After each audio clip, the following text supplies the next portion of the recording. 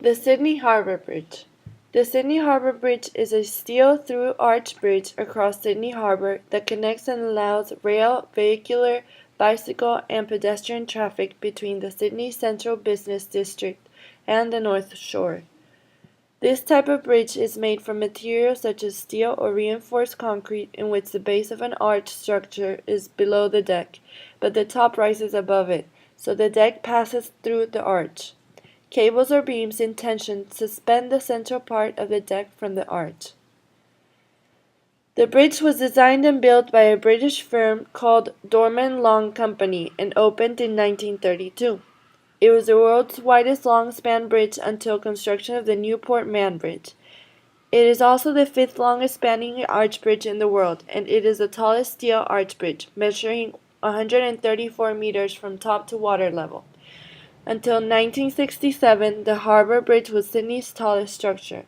However, the main road across the bridge is known as the Bradfield Highway, and it is only about 2.4 kilometers long, making it one of the shortest highways in Australia.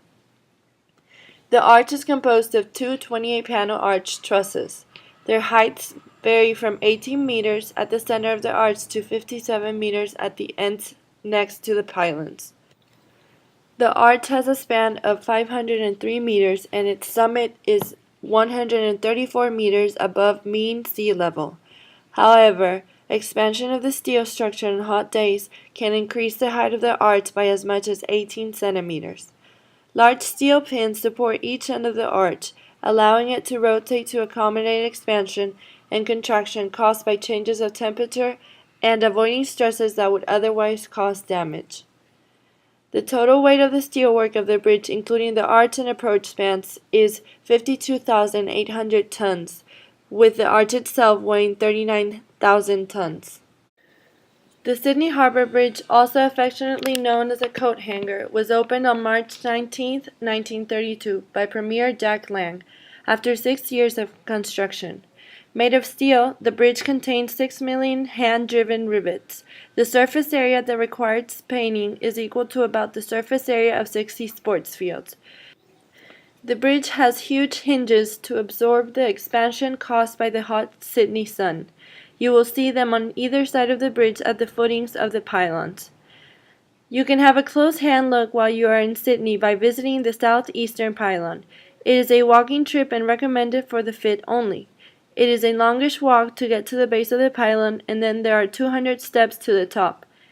The views and photo opportunities are fantastic. There is a great display on how the thing was built. It has a similar place in Sydney history to the Statue of Liberty in New York.